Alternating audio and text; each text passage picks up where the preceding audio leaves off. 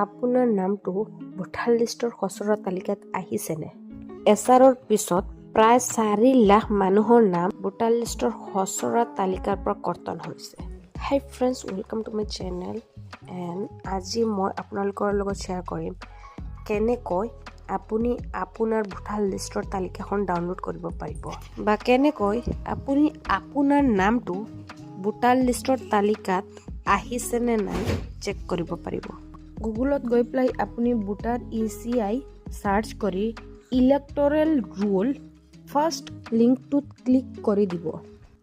তাৰপিছত আপোনাৰ সন্মুখত এখন মেনু ওলাই আহিব আৰু এই মেনুখনৰ পৰাই আপুনি আপোনাৰ ভোটাৰ লিষ্টখন ডাউনলোড কৰিব পাৰিব। আপুনি অলপ ওপৰলৈ চালে দেখিব যে গ্ৰীণ কালাৰৰ এটা অপশ্যন আছে। এই অপশ্যনটো ক্লিক কৰিবলৈ নাপাহৰিব। এই অপশ্যনটোত ক্লিক কৰাৰ পিছত অলপ সময় পিছত আৰু এখন পেজ খোল খাব। মোৰ নেটৱৰ্কৰ প্ৰব্লেম থকাৰ কাৰণে অলপ সময় লাগিছে। নেক্সট পেজখন খোল খোৱাৰ পিছত আপুনি একেবাৰে ওপৰত চাব ডাউনলোড ইলেক্টৰেল ৰোল। এই অপশ্যনটোত ক্লিক কৰিব লাগিব।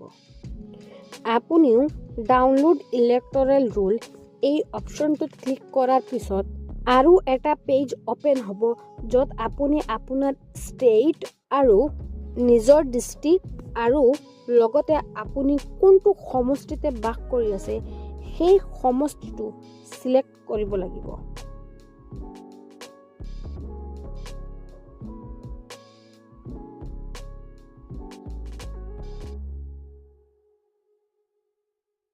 ময়ো ঠিক একেভাৱে ষ্টেট, ডিষ্ট্ৰিক্ট আৰু এছেম্বলি কনষ্টিটুৱেঞ্চিটো চিলেক্ট কৰি ল'লোঁ আৰু চিলেক্ট কৰাৰ পিছতে আপোনাৰ সমষ্টিতে যিকেইটা খণ্ড নাম্বাৰ আছে সকলো দেখিবলৈ পাব।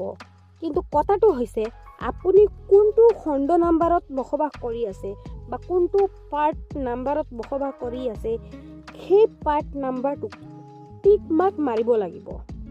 যদি আপোনাৰ পাৰ্ট নাম্বাৰ বা খণ্ড নাম্বাৰটো প্ৰথম 10টা চিৰিয়েল নাম্বাৰৰ ভিতৰত নপৰে তেতিয়াহ'লে আপুনি তলত উল্লেখ থকা কাৰ চিহ্নত ক্লিক কৰিলে আপুনি নেক্সট পাৰ্ট নাম্বাৰ বা খণ্ড নাম্বাৰটো পাই যাব আৰু তেতিয়াই আপুনি আপোনাৰ পাৰ্ট নাম্বাৰত ক্লিক কৰিব আৰু ক্লিক কৰাৰ পিছতে আপুনি স্ক্ৰীনত দিয়া কেপচাৰটো সুন্দৰকৈ বহুৱাই ল'ব আৰু সকলো